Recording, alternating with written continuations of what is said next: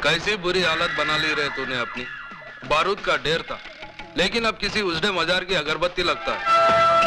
अरे जिसके वास्ते तू अपना सब कुछ छोड़ने के लिए तैयार है ना, वही तेरी शक्ल देखने के लिए तैयार नहीं है। चल वापस चल अपनी दुनिया में। देख, मैं तेरे को अपने साथ ले जाने के वास्ते कैसे कैसे महारथी अपने साथ लाया हूँ। देख। नहीं नहीं नहीं, ऐसी दुश्मनी की नजर से देखने का कोई फायदा नहीं, क्योंकि अब भवानी अन्ना से हाथ मिला चुका है, और जो अन्ना का दोस्त है वो भवानी का दोस्त है। और इस दोस्ती का सुझाव दिया है हमारे आदरणीय भजन सिंह जी ने। आप है राजनीति के बेताज बादशाह, सियासत की शतरंज कैरम बोर्ड की तरह खेलते हैं। दौलत और ताकत का स्ट्राइकर इनकी उंगलियों में है। जितनी देर में कैरम का एक बोर्ड फिनिश होता है, उससे भी कम वक्त में ये किसी भी पार्टी का तख्ता पलट सकते हैं। वो क्या है कि शक्ल से मैं उतना कमीना नहीं लगता हूँ जितना मैं हूँ। बहुत सोच समझकर राजनीति के इस धंधे में कदम रखा है मैंने। जानते हो क्यों? क्योंकि नेतागिरी ही एक ऐसा धंधा है जिसे शुरू करने के लिए ना फाइनेंस की जरूरत होती है ना क्वालिफिकेशन की। सिर्फ कोयल सी मीठी जुबान और लोमड़ी सा शातिर दिमाग चाहिए। दरअसल मैंने ही अन्ना को सुपारी दी थी उस सीएम को मारने के लिए, और तुमने भी कोई कसर नहीं छोड़ी थी उसे मारने के लिए। मगर साला किस्मत का धनी था बच गया, और मर गया वो जो तुम्हारी बीवी का पहला पति था।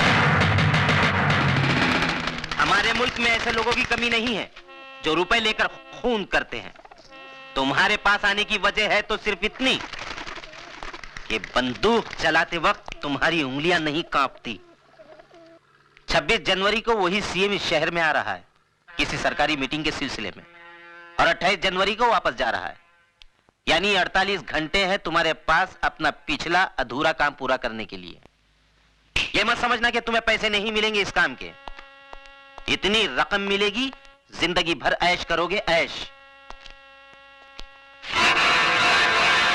ये मशीन गन दिखने में बहुत छोटी है, लेकिन इसकी गोलियां बहुत दूर तक जाती हैं बिना आवाज किए। उठा लो इसे, इसका गला बारूद उगलने के लिए मचल रहा है। सोच क्या रहा है शिवा? तेरा मनपसंद खिलौना तेरे सामने पड़ा है, उठा ले इसे। उठा ले शिवा, उठा ले।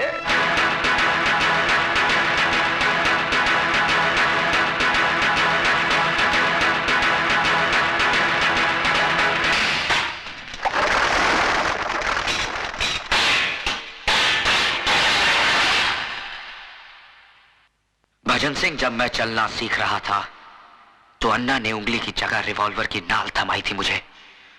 बड़ी मुश्किल से अपने हाथों से बारूद की बदबू धोई है मैंने।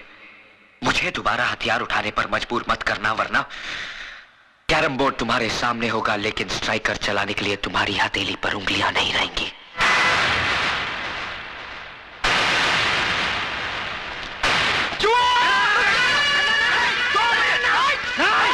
पागल हो गए हो? तुम्हें तो खुश होना चाहिए अन्ना, क्योंकि आज भी वही तेवर, वही जुनून, वही आग है उसमें। अब तुम देखना, मैं इस आग में अपनी राजनीतिक बुद्धि का तेल छिड़ककर इसे कैसे ज्वालामुखी बनाता हूं। उड़ा दे इसे।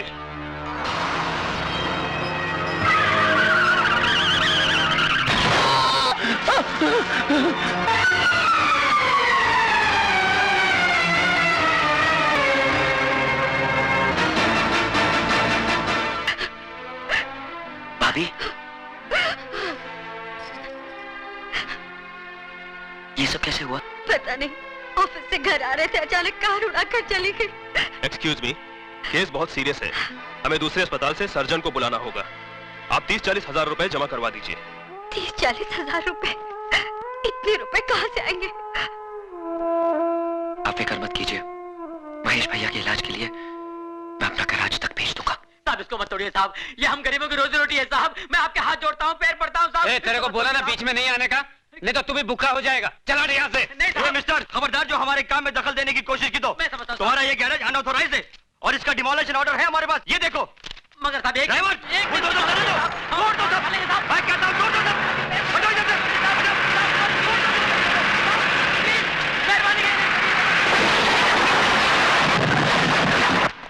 गुरु गजब हो गया, बहुत गड़बड़ हो गया। म्युनिसिपालिटी वालों ने अपना गैरेज तोड़ दिया। मैंने उनको बहुत समझाया गिराया कि मत तोड़ो, कहते हैं गैर कानूनी है।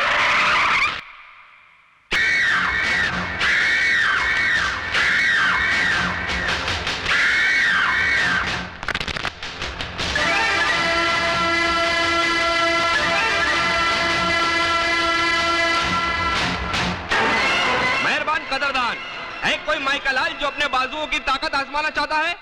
अरे है कोई जवान जो इस फौलाद से टकराने की हिम्मत रखता है? अरे है कोई जवान? मेहरबान कदरदान, जो इस पहलवान को हराएगा वो 20,000 रुपया कमाएगा। अरे है कोई मर्द? मैं लड़ूंगा। हाँ, मैं लड़ूंगा। तू लड़ेगा? मैं लड़ूंगा इस मिट्टी के लाल से। ठीक है, आ अंदर आ, आजा। हाँ, कपड़े बदल के आना।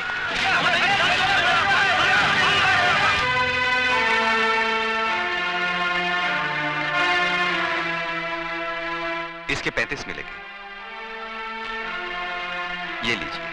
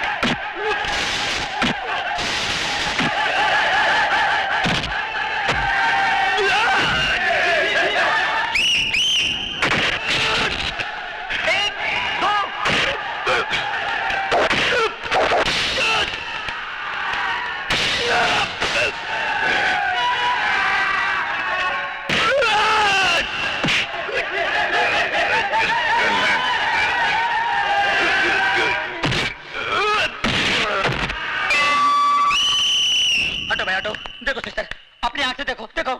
नहीं नहीं, फॉल नहीं, नहीं रुको, नहीं, इधर आओ सिस्टर आओ। जीतने के 20, हारने के 40 मिलेंगे। मेरा पहलवान नहीं हारना चाहिए, मेरी इज्जत का सवाल है। मैं हारने के 40,000 दूंगा।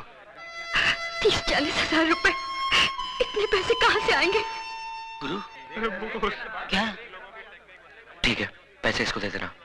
ए मैन, तुम कैसा बात करता है? अजय, पूरे 40 गिन ले।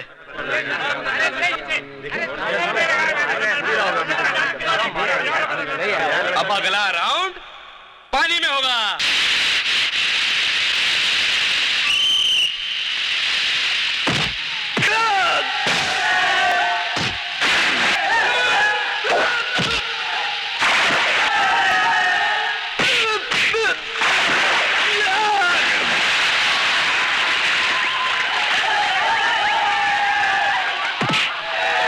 पैसा दे दिया है बाप, मारने के लिए नहीं, मार खाने के लिए। हो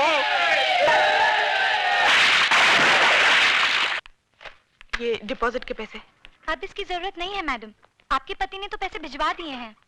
क्यों लिया आपने पैसे? जी, आपके अस्पताल में मेरा भाई एडमिट है, मेरे पति का। सुधा, ये कैसा बात करता है मैन तुम? पैसा तुमने दिया, अजय ने दिया, एक ही बात है ना? नहीं मिस्टर डेविड, बहुत फर्क है। क्या? इधर आओ मैन, क्या हुआ है? तुम हस्बैंड एंड वाइफ में क्या टेंशन चलता और किस बात का झगड़ा है? हाँ, अरे अजय तो कितना अच्छा छोकरा है, तुमको तो अपना तकदीर पे नाज करना मांगता। लोग अपनों के काम नहीं आता और अजय तो दूसरों का वास्ते अपना जान देता है। मिस्टर डेविड, वो जान देता नहीं, जान लेता है। मेरे भाई के इलाज के लिए उसने जो पैसा डिपॉजिट किया है, न जाने किसका खून बहा के लाया है वो। हाँ, खून तो जरूर बहा है। तुम जानना मांगता है ना कि किसका खून बहा है? हम बताएगा तुमको, बताएगा कि किसका खून बहा है। चलो।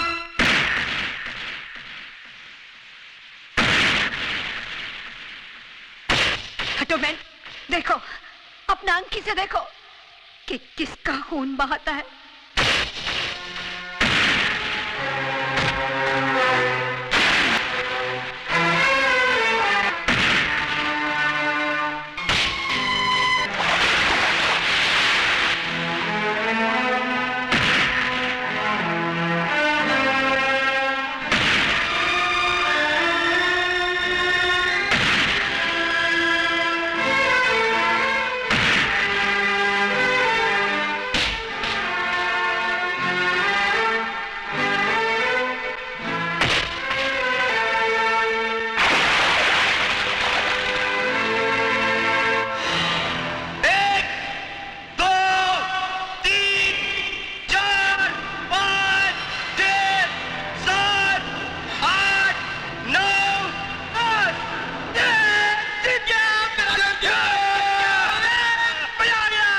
जिता लिया एहसान।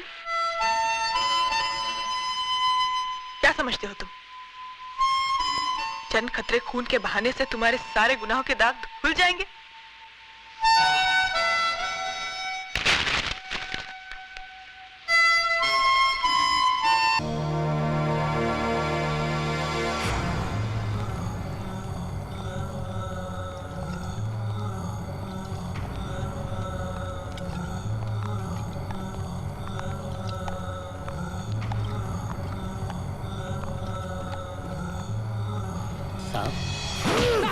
मैं टैक्सी। ये क्या कर लिया आपने साहब? क्या चाहते हैं आप? मार देना चाहता हूँ, फाड़ देना चाहता हूँ साले को। साई की तरह मेरा पीछा कर रहा है वो। कौन? अरे साहब! अरे मर दे तो सामने आ! क्या बुज़दिलों की तरह चुप रहा है? साहब! अरे सामने आ मेरे! साहब सुनते जाइए प्लीज। हरामखोर! साहब मेरी बात सुनिए। काम अफरोज़ी हाथ के लिए आओ! साहब! हाथ के लिए आओ, हाथ के लिए आओ! सामने आ मेरे! प्लीज करण साहब, सबर कीजिए साहब। साहब आप लोग साहब, मैं भी आया।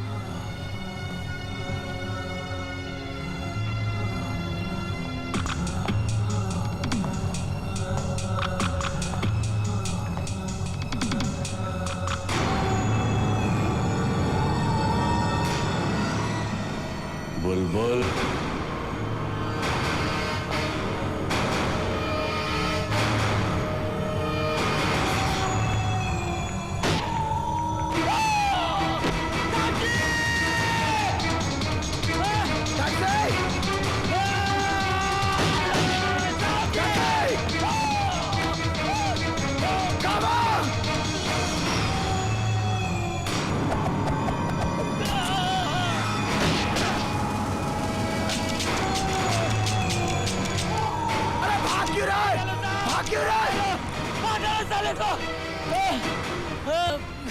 साला रिवालर आपको देख के साला गेम खेल गया, साला गेम खेल गया साहब। इससे पहले कि मेरा खून का इल्जाम आपके सर पे लगे, चले जाओ साहब, चले जाओ साहब।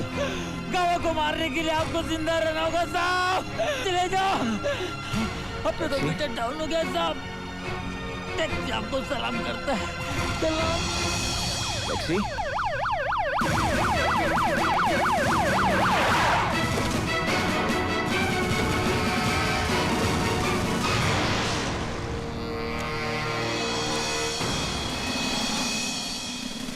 अर्जुन सिंह, तुम्हें अपने रिश्ते की परवाह न करते हुए करण सिंह को किसी भी कीमत पर हाजिर करना है, जिंदा या मुर्दा। Sir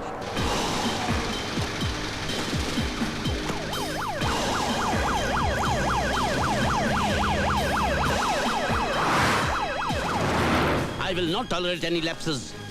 Tighten the damn security. अगर भागने की कोशिश करे, shoot him. हाँ पहुंच रहा हूं। करण को पकड़ने जा रहे हो, लेकिन ये मत भूल जाना काजल तुम्हारी बेटी है। रुक्मणी, ये उस वक्त सोचना चाहिए था जब काजल का हाथ उसके हाथ में दिया था। तब मुझे उसकी खुशी प्यारी थी, आज उसका सुहाग। एक तरफ तुम मेरे हाथ में हथियार दे रही हो और दूसरी तरफ ये सब बोलकर मुझे निहत्था कर रही हो। वो गुनहगार है रुक्मणी, उसने जुर्म किया है। अगर कानून के रखवाले ही कानून का उल्लंघन करने लगे तो ये शहर जंगल हो जाएगा। शायद कानून बना ही इसीलिए है। कानून किस लिए बना है ये तो मैं नहीं जानती, लेकिन मैं एक औरत हूं और औरत का भरोसा इतना कच्चा नहीं होता कि शक और इल्जाम की पहली बारिश में भीग कर बह जाए। सारी दुनिया भी अगर करण के खिलाफ हो तब भी मैं नहीं मानूंगी कि वो गुनहगार है। तुम्हारे मानने या ना मानने से क्या होता है? उसने अपनी किस्मत खुद लिखी है। पापा, आज मेरी जिंदगी का पहला करवा चौथ का व्रत है। मुझे आशीर्वाद दीजिए कि मैं सुहागन मरूं।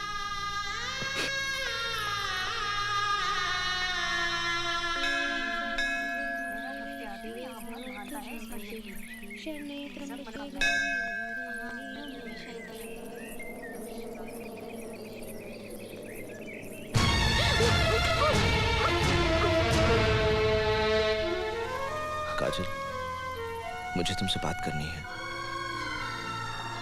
अब हमारे बीच में बात करने के लिए कुछ बचा ही क्या है? बचा है काजल, जो मैं तुमसे जानना चाहता हूं। एक ऐसा सवाल जिसे मेरी जिंदगी और मौत का फैसला होना है। काजल, मैं सब कुछ खो चुका हूं, तुम्हें खोना नहीं चाहता। तुम अब भी मुझसे प्यार करती हो ना? तुम अच्छी तरह जानते हो हमारे बीच चाहे कुछ भी हो जाए, प्यार तो मैं तुम्ही से करती रहूंगी ना। तो मुझ पर विश्वास करो। मुझे तुम्हारे विश्वास की शक्ति चाहिए ताकि मैं दुनिया से लड़ सकूं और दुनिया को यह साबित कर दूं कि गावा फिरोजी जिंदा है। मगर तुम ये सब करोगे कैसे? उसको मारकर। मेरे लिए अब ये युद्ध की शुरुआत है।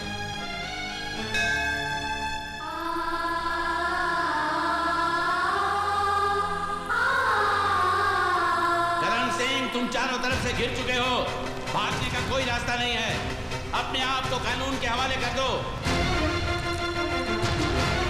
ये मैं तुम्हें आखिरी चेतावनी देता हूं।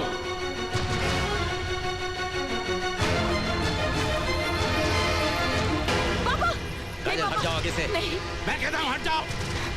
रुक क्यों गए पापा? चलाइए गोली, मार दीजिए मुझे। Come on, shoot me, shoot me, shoot मी। भाग जा करण।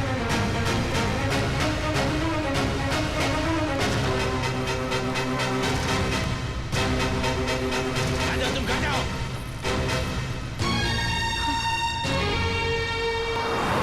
टैक्सी, टैक्सी, जो वेले पाले।